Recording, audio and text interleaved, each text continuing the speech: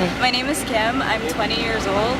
I'm from Highland Park, Illinois. I'm currently a junior, or I'm going to be a junior at University of Illinois Chicago, studying photography and hopefully going into photojournalism. I'm originally from Manila, Philippines. I came here when I was 3 years old, and I'm undocumented. My name is Jose Vera.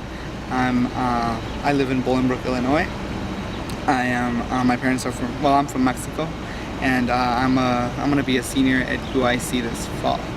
Hi, my name is Raj Escondo. Raj. I'm a senior at Loyola University Chicago. I was born in the Philippines and I moved here when I was 6.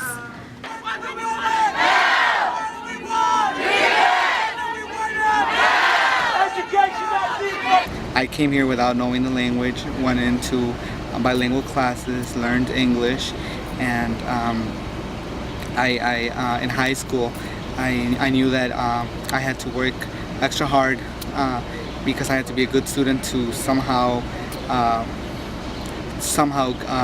get the right paperwork that I needed to become a legal citizen. So I joined the Air Force Junior ROTC, in which I rose through the ranks. I became a lieutenant colonel in there, in which I was offered. I became the wing commander and the drill team commander in there, and I was offered several internships and scholarships, all paid for at several military academies. But unfortunately, I could not attend any of those because of my legal paperwork. The DREAM Act will benefit hundreds of thousands of undocumented students who previously would not have had a chance to go to college or enter the military, and by going to college or entering the military they'll have a better chance at life and following their own passions. Well, I came here when I was 3 years old from the Philippines on a tourist visa with my 2 older sisters and both my parents. We didn't originally plan on staying, but my parents decided that it would be really good for us to stay here. So we wound up overstaying our tourist visas. My mom's father was actually a legal permanent resident, and the year that he became a citizen and was eligible to petition for us was the year he passed away. So he was really our only way of becoming. He was our only pathway to citizenship. So since then we haven't had any other way except for the DREAM Act. One nation, under God, indivisible, with liberty and justice for all. Here today, we left Chicago yesterday, 13-hour bus ride. Tiring.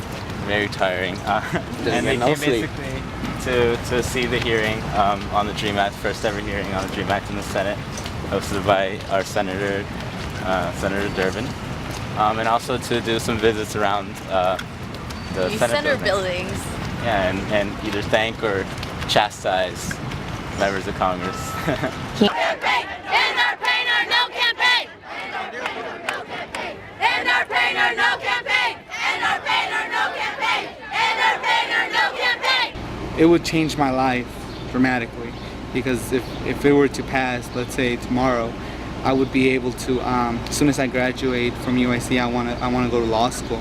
And I want to contribute to the U.S. because I feel I'm an American in every single way except with that small little piece of paper, Social Security card. But it's really important that we take all that uncertainty and all that fear and we turn it into something positive, and we turn out to rallies.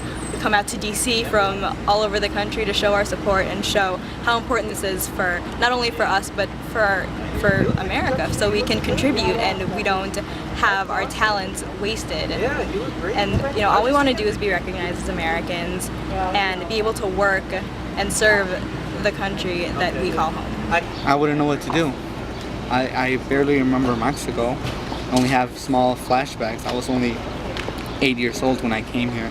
And I speak Spanish, but I know that when I talk in the phone with my family back home, they say, why do you talk like that? Like I don't belong there anymore. So I don't know what I would do over there. It's really hard because when I was growing up, when I started getting hit with all these things that I couldn't do, like getting my license and getting a job, my parents always told me to just blame them and to tell my friends that my parents don't want me to do this, they don't want me to do that.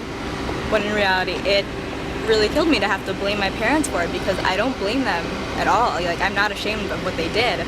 It actually says a lot that they care about my sisters and I enough to risk so much to bring us into a country to have a better life. And I've been really fortunate in my situation to have parents as supportive as mine.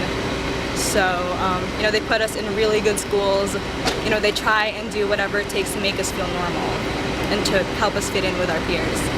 So there is not a second that I would ever blame my parents for this. If anything, it just makes our relationship that much stronger. At some points I was, where it was time to get my license, I was like, why did you guys bring me here? You guys are only making me suffer. When I had to apply for college, they asked me for my social security number. I was like, why did you guys do that? But the more I think about it now, it's like sometimes I get mad at myself for being mad at them, because they only did this, and I will forever be grateful for them for bringing me here, because even though I have it hard here, I know that it's way better than what I would have in Mexico. So I'm forever grateful to them. It's kind of a nice day, ain't it? It could be better.